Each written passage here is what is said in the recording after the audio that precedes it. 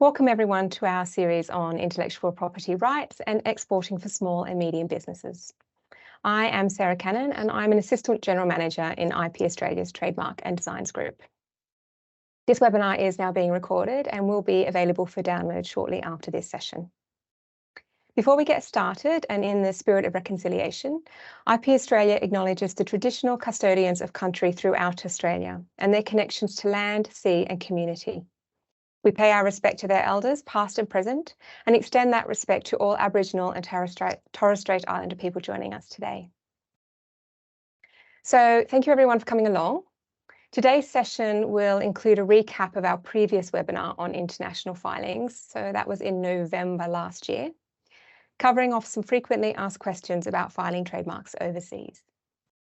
We'll then move on to filing strategies, including a discussion on filing an international trademark registration. And we'll have some insights from our IP Counsellor to China on considerations for using and protecting trademarks there.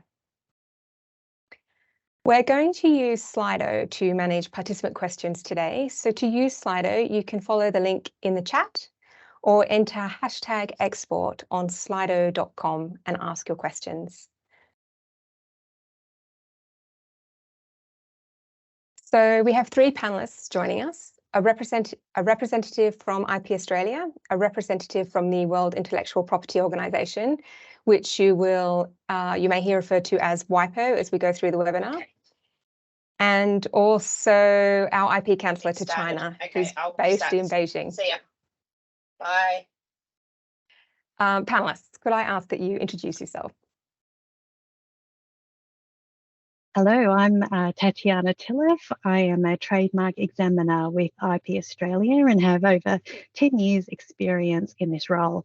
Most recently, I also spent 2 years with the World Intellectual Property Organisation as a fellow. Francesca. Good evening, everyone. Yes, good evening, everyone. My name is Francesca Fusco. I work as a customer relations assistant at the Information and Promotion Division of WIPO.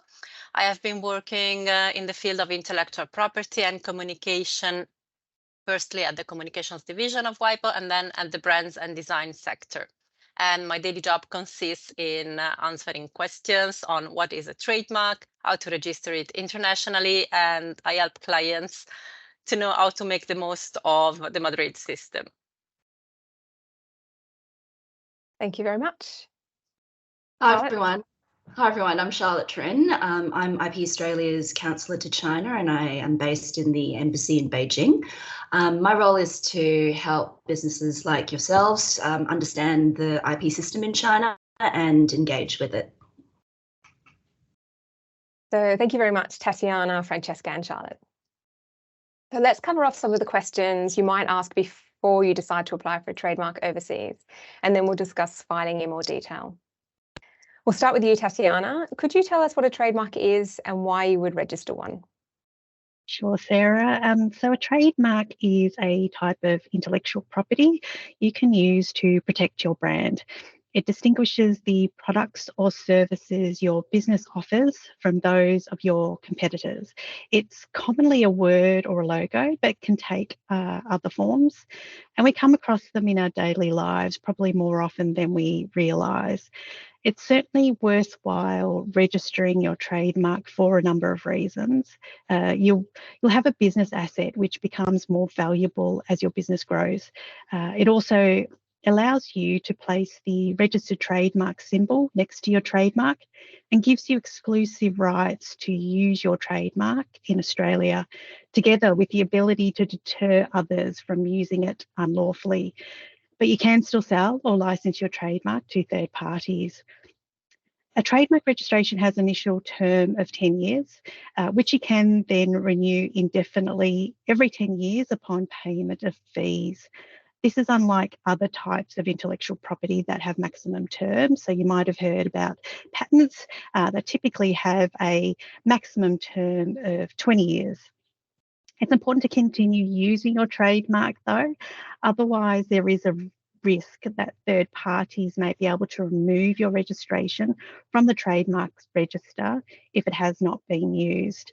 And another important thing to bear in mind is that an Australian trademark registration only gives you protection within Australia. Thank you. Okay, so what about if you want to protect your trademark overseas? Yeah, so trademarks are territorial, meaning that a trademark registered in Australia will not give you any protection overseas. So you need to think carefully about applying to protect your trademark in any export markets you may be interested in. Otherwise, you may find it difficult to take action against imitators in those markets. And there are other benefits. So research conducted by IP Australia's Office of the Chief Economist suggests exporters that register trademarks are more resilient against economic shocks, such as exchange rate changes. Okay, so when should applicants apply for trademark registration overseas? The general rule is to apply for trademark protection overseas as early as possible.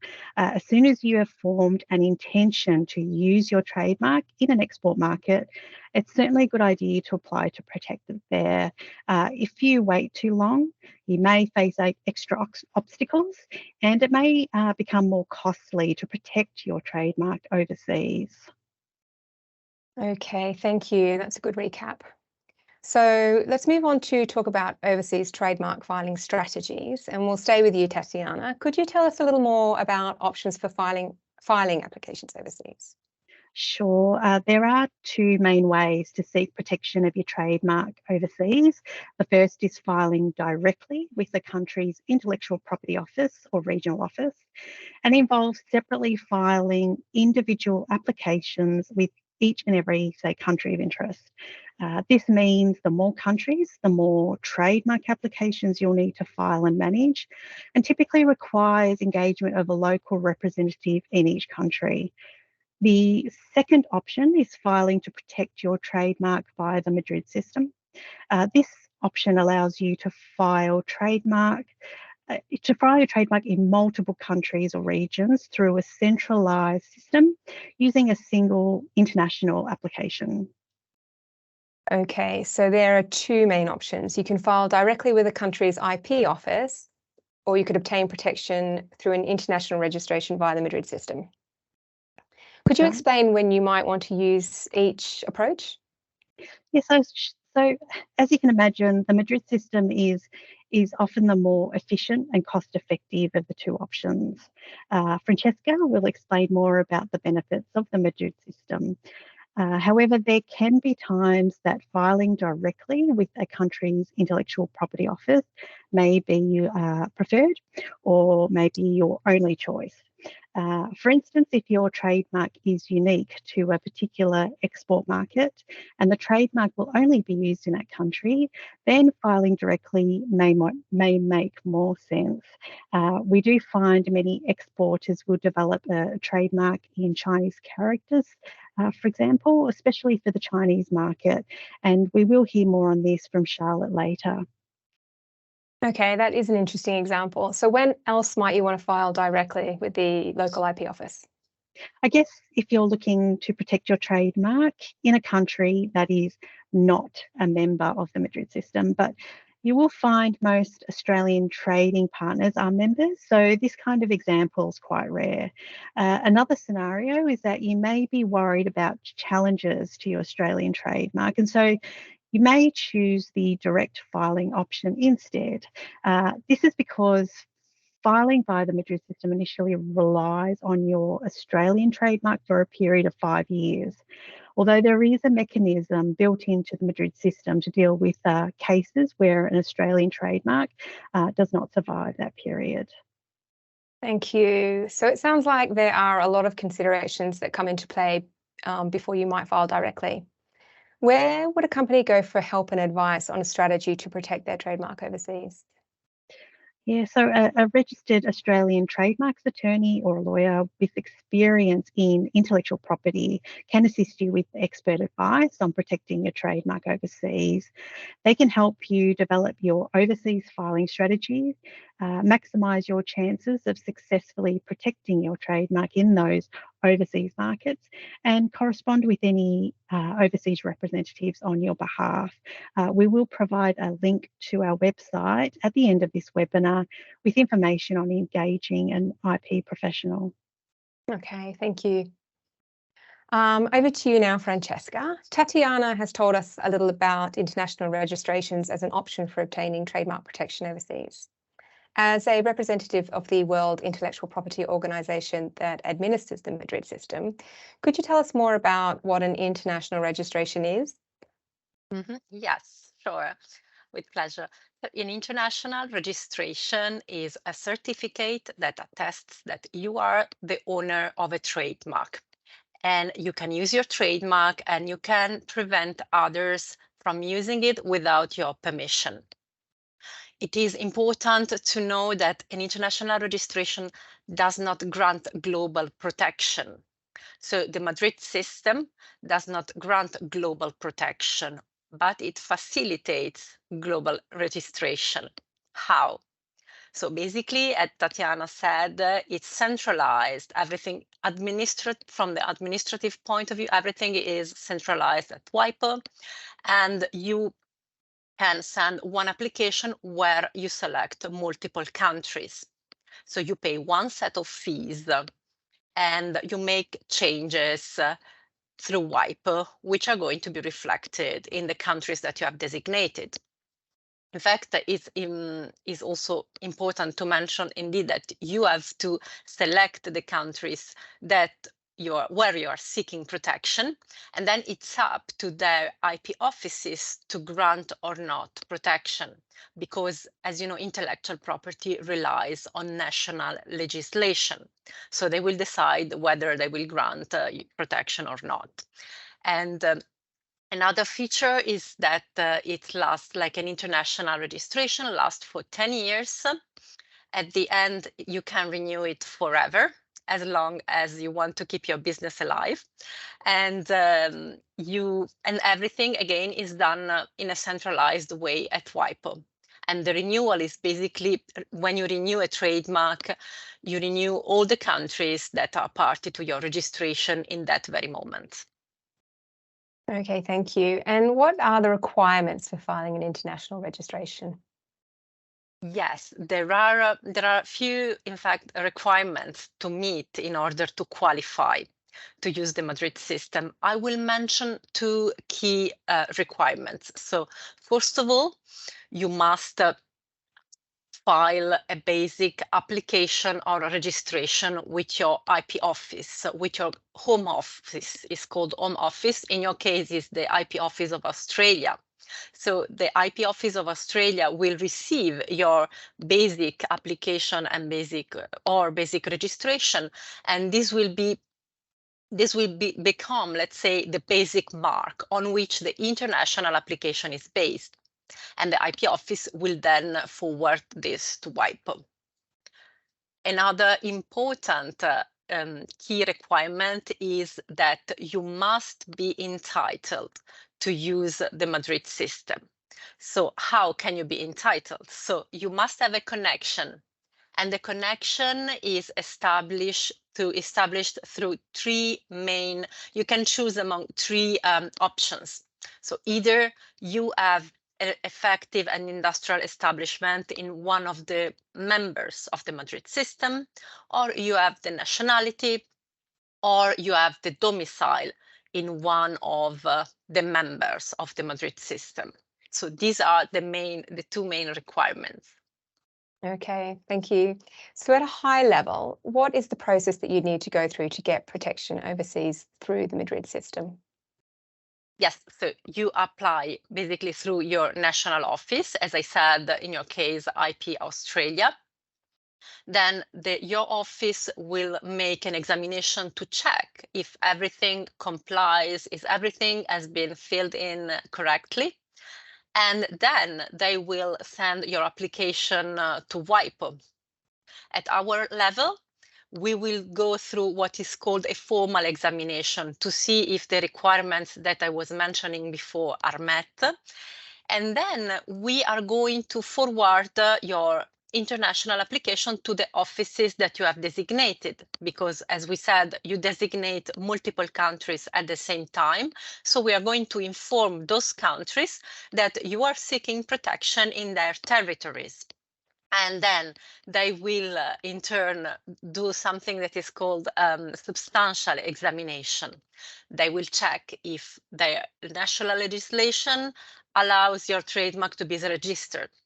For example, if your trademark is confusingly similar with an existing trademark, it's likely that you are not granted protection. So they are looking at all these legal requirements. They will open it to opposition. So after a certain period, which is around 18 months, depending on the country. But let's say that after 18 months, if there is no opposition, no refusal, your trademark can be considered as protected in their territories. So this is like the procedure, like at the high level, the general procedure. That's great. Thank you. That's really a useful overview. So I will just note here that our next webinar will cover the process for filing an international application in more detail. So we've heard about some of the efficiency benefits of an international registration. Staying with you, Francesca, could you tell us about some of the other benefits of an international registration? Mm-hmm. Yes, it's the first one is that if you're going to manage a big trademark portfolio overseas, everything is centralized at WIPO through the International Trademark System, the Madrid System. So this is a very important feature. And secondly is cost effective, because you pay, as I mentioned, one set of fees and you pay in Swiss francs. And so you avoid all the costs relating to exchange rate if you were to pay in another currency, for example. And you also avoid costs relating to translations, because you fill your application, you deal with your trademark along the trademark cycle in one language, a language that you choose among English, French, and Spanish, which are the 3 official languages of the Madrid system. A third point is that it's time saving, because by filing in one language, paying one set of fees to WIPO, so you save a lot of time. And also the fact that you select multiple countries in one shot is also time saving. So basically, we have say if we can recap, we can say one application in multiple countries at the same time, filed in one language, paying one set of fees, and everything is administered at WIPO. So everything, like for example, all changes that are requested throughout the life cycle of a trademark, because you might need to change the ownership, the address, a lot of administrative things that you will not need to go to each of the, let's say, 50 designated office to make those changes, because they are made at WIPO and then they are reflected in your international registration in all the countries that you have designated. So if I can leave you with just one sentence, is one application in one language, paying one set of fees. And yes, that's everything. Thank you. So I'd like to move on now to discussing trademarks in China. So Charlotte, you work on the ground in Beijing, helping Australians do business there. We'd love to hear some of your insights on filing trademarks in China, and what are some of the major traps that exporters should be aware of? Sure, thanks, Sarah. So I guess the main thing that I really want to emphasise to everyone today is to really act early.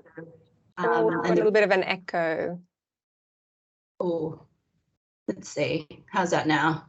Better. I think it's gone. So I was just saying, I think it's really important. The number one thing to emphasize to everyone is to act early if China is a potential market for you. Either you're there now, you're thinking about it in the future. It's really important to act early. And that's because of something called the first to file rule, which just basically means that in China, the owner of a brand is the person who manages to get a registration for it first. It's not the person who creates it and develops it, and it's not the person who uses it first. And there are a number of countries that apply a similar rule. And so the reason why this becomes important is that it's basically created this issue, what we describe as bad faith trademark filings. And you've probably heard of it in the press and the news. It's quite a notorious issue. It's basically a situation where you have people who are who are protecting a brand under their own registration that has been developed by somebody else. And they do that for a number of reasons. It's the number one issue that's been brought to our attention here at the embassy, and it can be a really, really expensive and time-consuming issue to resolve, if at all. So I really want to emphasise that if you are interested at all in the China market, get some basic trademark protection in early. The second thing I'd like to talk about today is this question of localization, and we've touched on it earlier in Tatiana and Francesca's discussions. Localization is when you develop a local language version of your brand for a particular market. In a market like China, the consumer preferences usually mean that localization is inevitable. It's not inevitable in all markets where English isn't the first language, but in China, consumer preferences just mean it's unavoidable because consumers here are just much more comfortable with using local versions of international brands. So referring to those brands in Chinese characters, writing those brands out in Chinese characters. And what can sometimes happen is that the Chinese version of a brand actually becomes just as well known, if not better well known than the original English language version, because it's the Chinese version that everyone's using. So, I mean, Coca-Cola, McDonald's, lots of international brands are in that particular situation. So if you don't localize your English language brand for this market, the market might actually just do it for you. So I really would emphasize that you should think about taking control of your brand in market, develop your own localized version, and then, of course, make sure you own it. So it's usually a good idea to get some basic trademark protection for both the original English language version and also the Chinese language version of your brand at the same time. Okay, thank you. So we've heard that China is proposing changes to its trademark law. Could you explain a little bit more about that? Yeah, so it's currently in draft. It hasn't been finalised yet, so we don't know what the final language will be, but it's tried to address a number of areas which people have been lobbying around for the last few years. And one of those key areas is what I mentioned earlier, the bad faith trademarks issue. One of the things that's interestingly been introduced to try and address trademark hoarding, where people have huge portfolios of trademarks that they don't plan to use, usually for bad faith purposes, is a use requirement. And that just means that once you've registered your trademark, you will have to explain your usage every 5 years. It's really unclear what that means right now. It might just mean that trademark owners just have to fill in some paperwork every 5 years just to attest that they are using that trademark. It might be something a bit more involved, like submitting actual evidence of use. But basically, these new provisions are all designed to try and crack down on bad faith trademarks. And they also include things like larger fines for bad faith trademark filings, and also civil compensation. So we'll have to see where that all lands in the final text. That's great. Hopefully they'll be welcome to changes. So the other panelists have explained that there are two options for filing overseas. You can file directly with the National IP Office, or you could obtain protection through the international registration through the Madrid System. Are there special considerations when it comes to China? Yeah, so both options are great options for China, both filing directly and through the Madrid System. Francesca's already gone through some of the benefits around efficiencies and cost effectiveness. One of the other benefits is that if you file through the Madrid System in China, you don't need to engage a local agent to help you with that filing. Because usually if you are either a foreign national or you are a foreign incorporated business, you will need to engage a Chinese agent to help you with any filing directly in market. But the direct route also has a lot of benefits, and there are a lot of situations where it makes a lot of sense. So, well, we mentioned earlier, if you're protecting a Chinese language brand or mark, then it doesn't really make a lot of sense to be using the Madrid System if you're just looking at China and potentially one or two other markets. You'd also look at the direct approach for situations where you want to specify very particular goods or services in your specification. And that's just because of China's very unique subclass system. So that would be another situation. You'd look at a direct filing. And also, I think another key benefit would be if you're in a situation where you need to enforce your rights relatively soon or right now. And that's because a direct application reaches registration a little bit earlier than an application through the Madrid system. And so in China, you're only in a position to enforce your trademark rights once your mark is registered and you have that nice shiny new trademark registration to show to the authorities. So the direct approach takes sometimes around 7 months. Going through the Madrid system can sometimes take 12 to 18 months. And that might make a big difference if, for instance, you've got somebody impersonating your business in online channels. Okay, thank you. So what about if a business is only manufacturing goods in China? Would they still need to protect their trademark there? The short answer is yes. There are mainly two reasons. The first one is you might only be manufacturing your branded goods in China. You might have no interests right now in selling those goods in China, but that doesn't mean that you'd be happy to have somebody else selling the same or similar goods under your brand in this market and essentially passing themselves off as related to your business. So having a registration would give you a tool to prevent that kind of activity. Another consideration is that it's slightly grey. It's a grey area legally, but it may be the case that just manufacturing goods under that brand could be considered to be infringing somebody else's trademark rights in market. So if somebody has already come along and registered your brand in China and you're manufacturing goods under that brand, you would be technically infringing their trademark rights. So for a few reasons, it's good just to stake your ground, even if it's not a market for you right now, and just get some basic trademark protection in place. Okay, thank you very much. So I think we'll move on now to some question and answers from the audience. Please continue to add your questions in Slido and we'll present them to our panelists. The QR code can be seen on the screen here and the hashtag is #export. Okay, so the first question we've got here is when drafting a trademark from Australia to a potential export market, sorry, something's come over my screen. I can't see the question. Let me just get rid of that. Sorry, the lobby notification has gone straight over my question. Sorry, so I'll start again. When drafting a trademark from Australia to potential export markets, what are the best tips to avoid unexpected costs of administrative hurdles? So I might put that one to you, Tatiana, if you wouldn't mind starting off.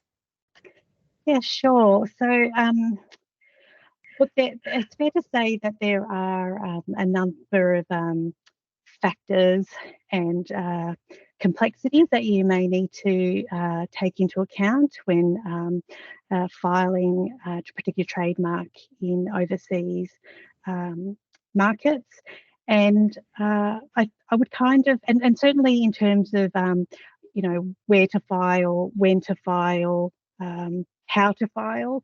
And so I think I'll go back to what we said earlier about getting some expert advice from a trademarks attorney or IP professional who will be able to sort of help you develop the best strategy and ensure that you're meeting any sort of requirements that you might face, and ensure that you've got your best foot forward in that regard, and certainly to make sure that your strategy is tailored to your particular circumstances as well. Thank you. And I think, Charlotte, you touched on there might be some considerations around specifications if you're designating China.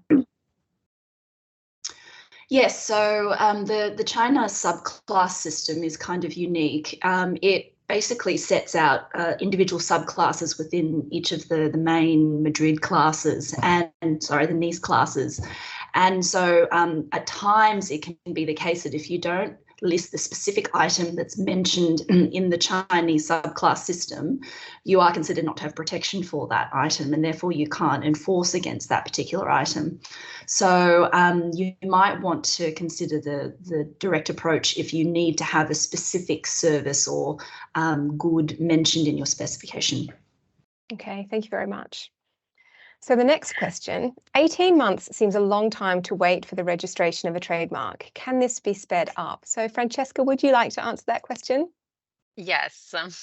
So first of all, I would like to mention that when a member accedes to the Madrid system, they agree on certain common standards.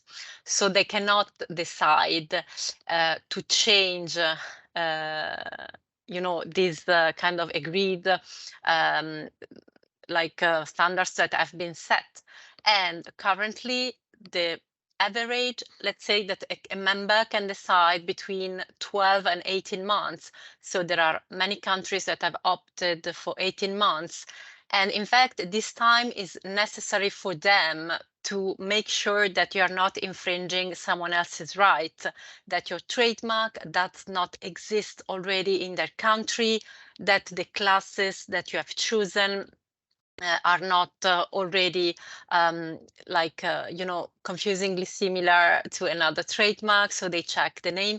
There are a lot of a set of legislation that they have go through, like to see if they can grant protection or not. So that's why, that explains why there is this standard time of 12 or in some cases 18 months. Thank you. And I would just add to that the 12 and 18-month periods are the maximum amount of time that an office has to examine a designation. So some offices may turn them around faster, but as Charlotte pointed out, some offices can also wait the entire time before they issue the registration. So it's not always the full period of time, depending on the designated office.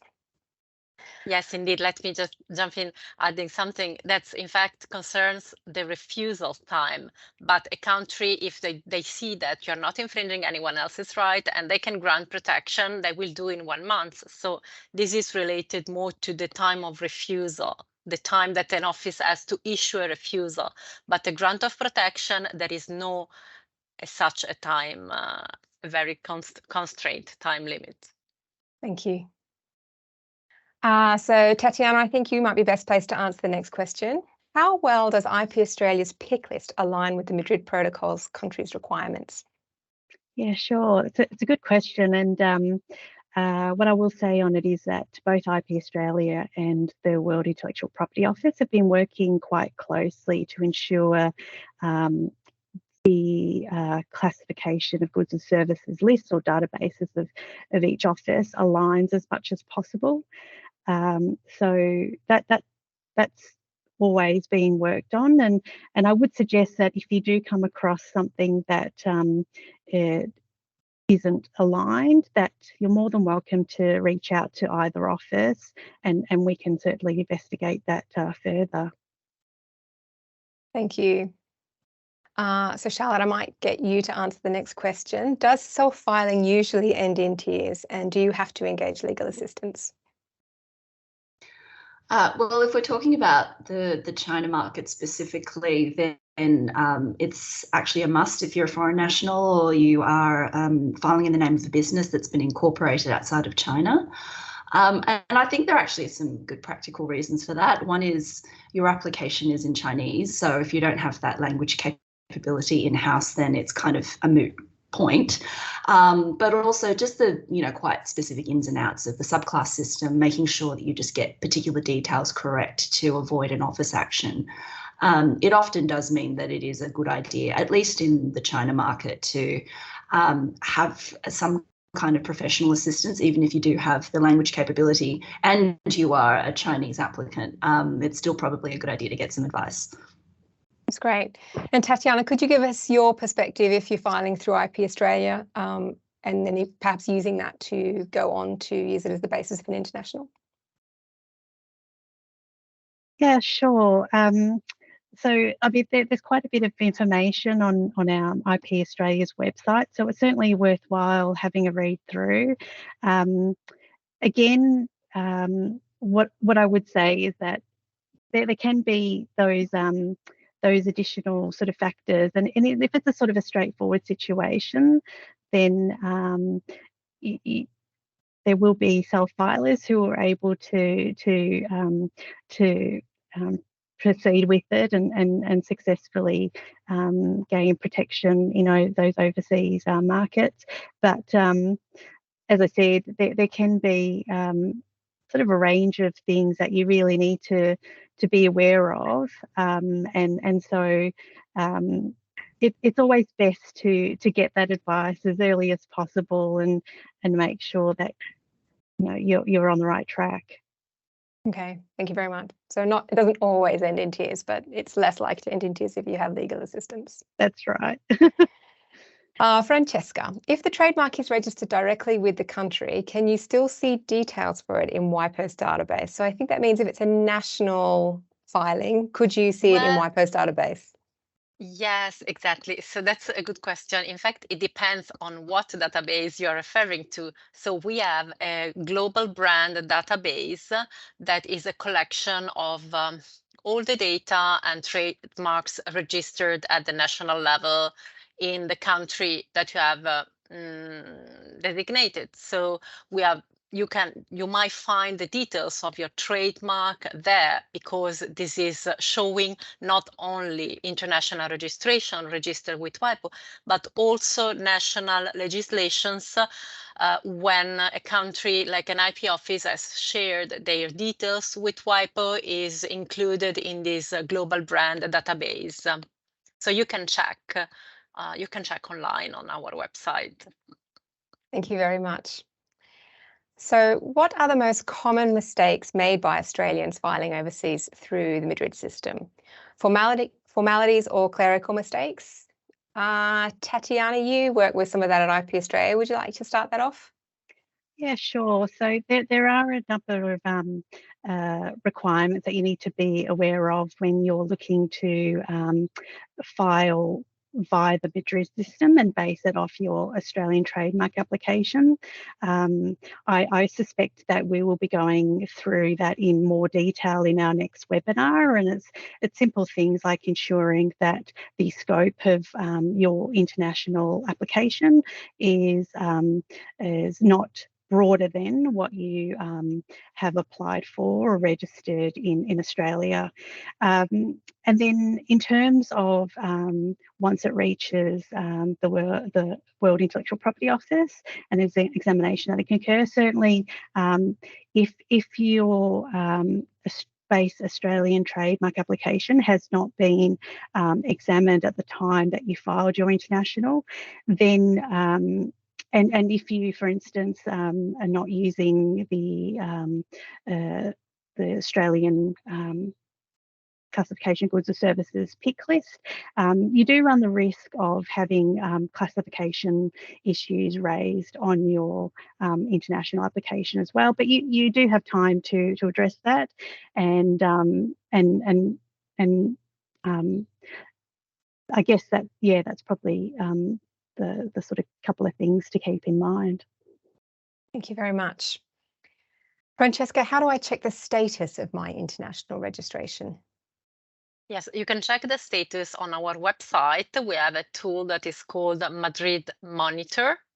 And as the name is self-explanatory, with this you can monitor your trademark, like what's happening on your trademark.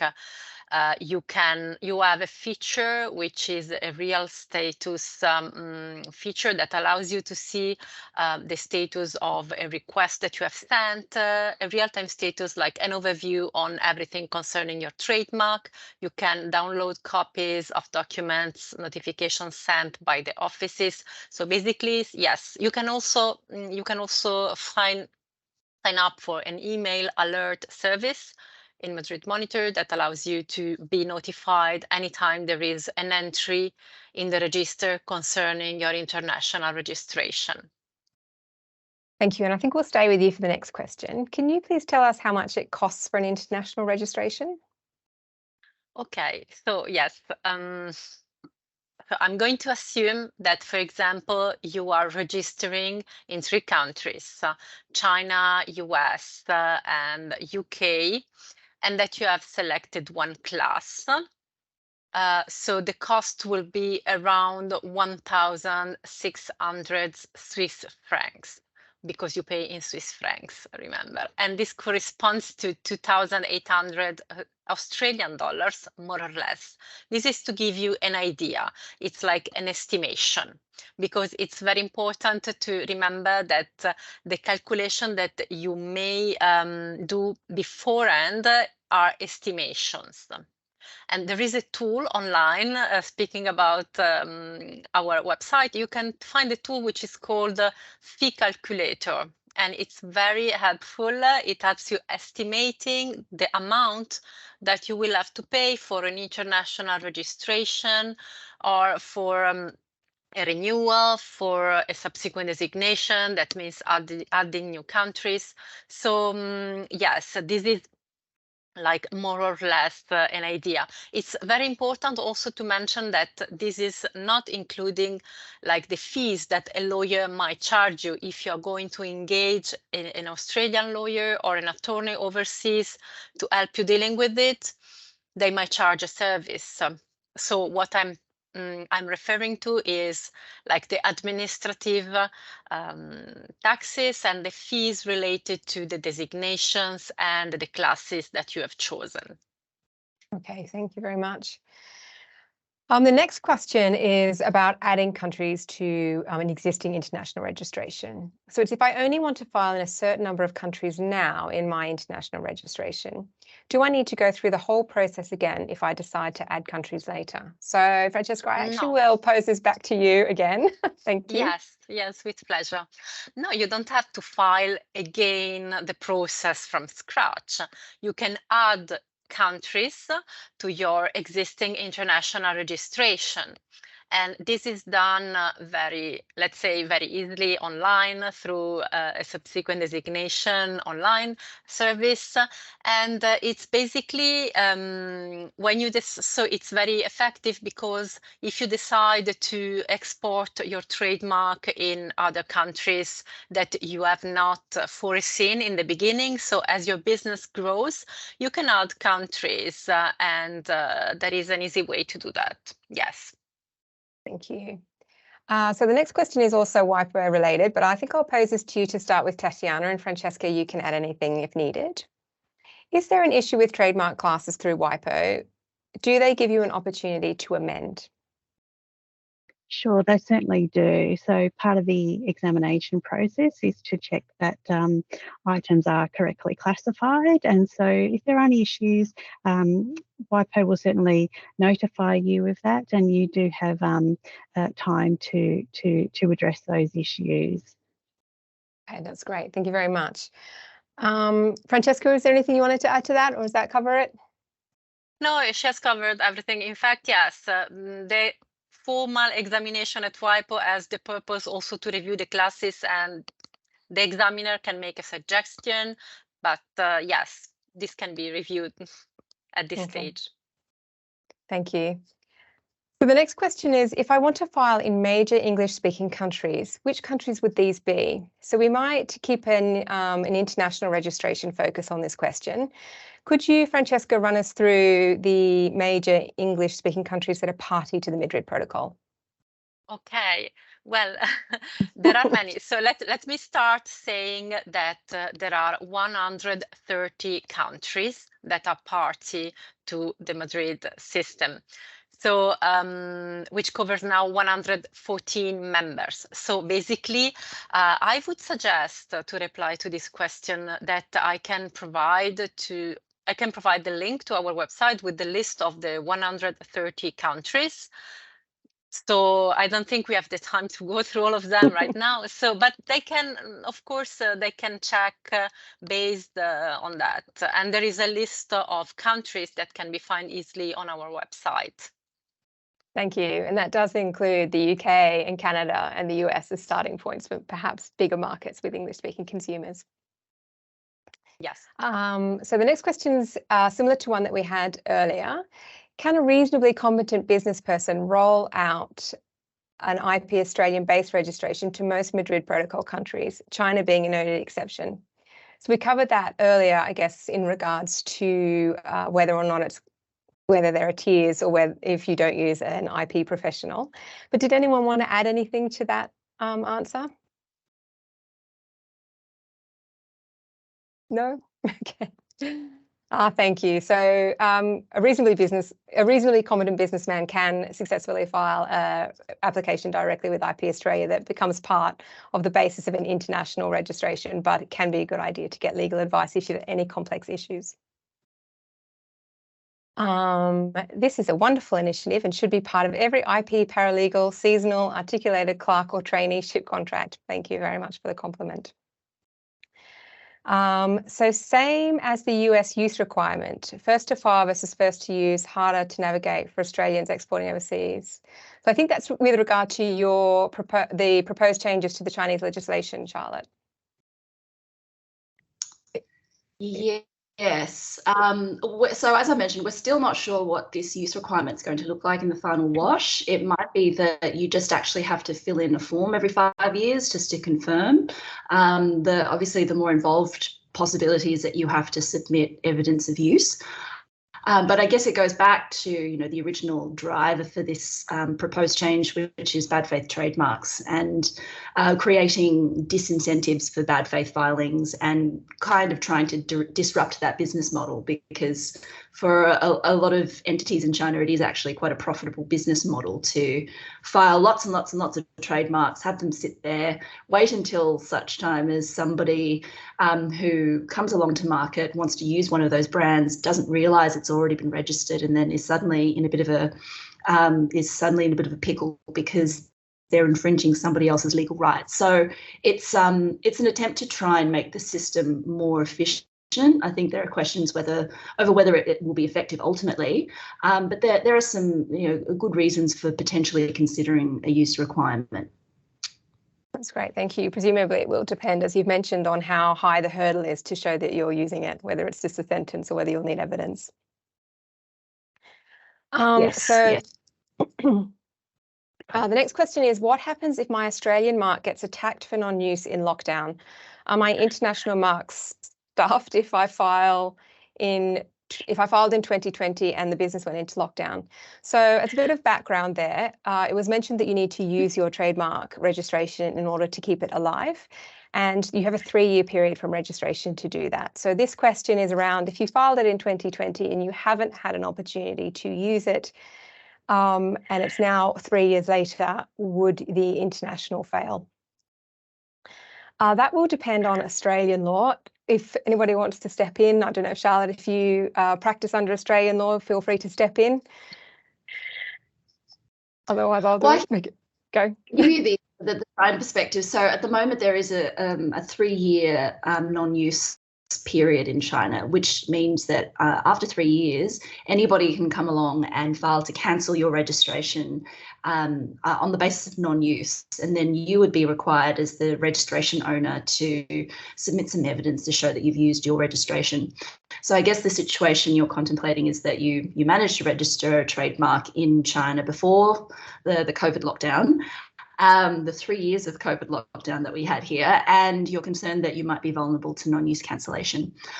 So during the last 3 years, a number of grace periods and extensions, and I think a slightly more lenient approach to certain practices have been employed in the China National IP Administration. That applied to a number of areas like trying to submit formalised documents, essentially areas where they knew that brand owners, rights holders were struggling because of COVID-related issues. So officially, the non-use period remains. That 3-year non-use grace period remains, but in practice we have seen the registry take a slightly more lenient approach to some of those issues in terms of the kind of evidence that you can submit and what would be acceptable. Thank you. From an Australian, sorry, go Tab. Sorry, I was just going to add, Sarah, because the question also asked about the international filings as well. And so just to reiterate, what we said earlier about the your international being based off your Australian trademark for a 5-year period. So if within that period something happens to your Australian trademark, you do have the ability to transform your international registration in those countries you have designated into separate national or regional applications instead. It is within a short period of time, and it's not an extendable period as well. But if you don't take up that transformation option, there can be flow-on effects, meaning your trademark protection in those other countries that are based on your Australian trademark will fall over. So this is definitely something you really need to get onto really quickly. Thank you. And from an Australian office perspective, if your Australian registration is attacked for non-use, we will look at genuine reasons for the non-use starting, and the impact of lockdown could play into that, but we obviously would have to look at every case by case. So the next 2 questions are linked. Do the PIC lists matter? For example, if I register a trademark and select 3 PIC listed items in Class 5, and someone else applies to register the mark in Class 5 and selects different PIC listed items, will they also be allowed to register in that class?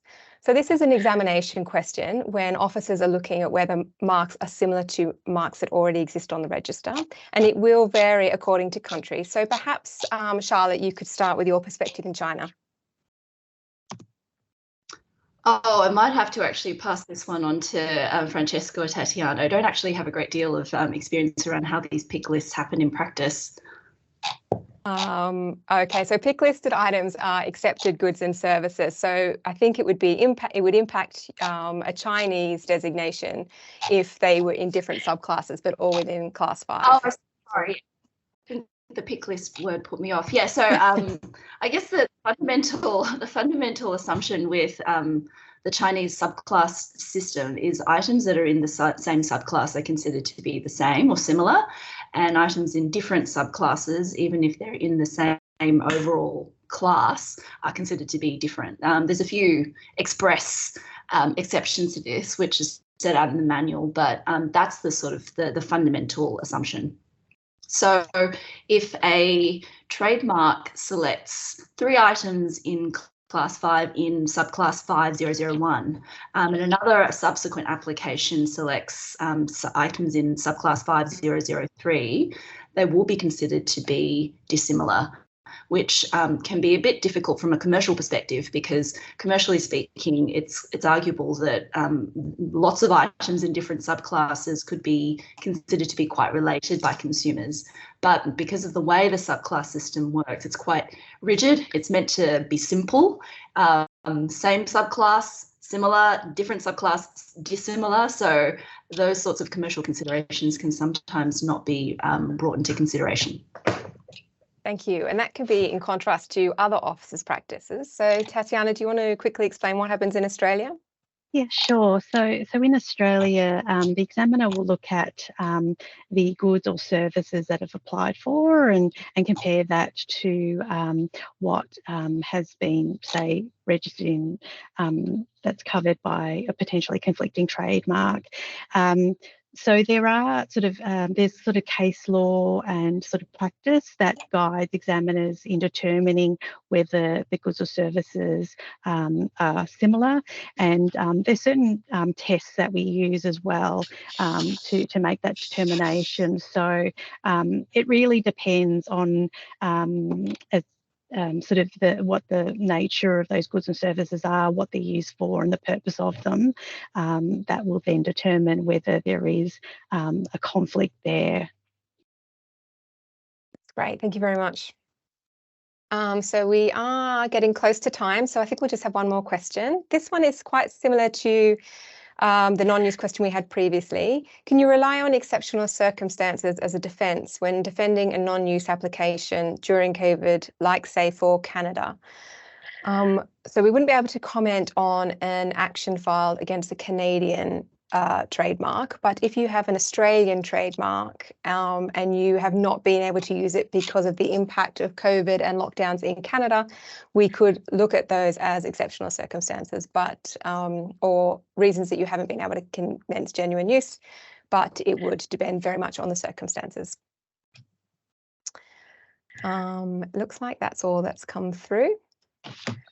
Thank you very much. So I'm just going to thank our panelists. And to the end of the session, I would like to recap on some of the points that we've heard today. Filing your trademark overseas is essential to protect your brand in export markets. When filing, you have two main choices: filing directly and filing an international registration via the Madrid system. An international registration can be cheaper and easier, particularly when you're looking for protection in multiple markets.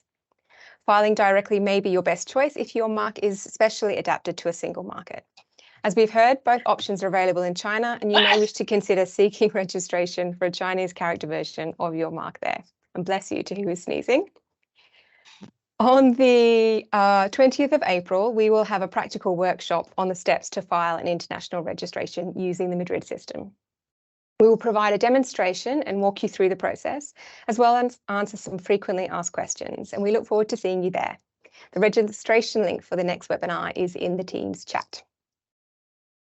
So thank you again, panelists, for all your contributions today, and to our audience for taking the time and their great questions. Thank you very much.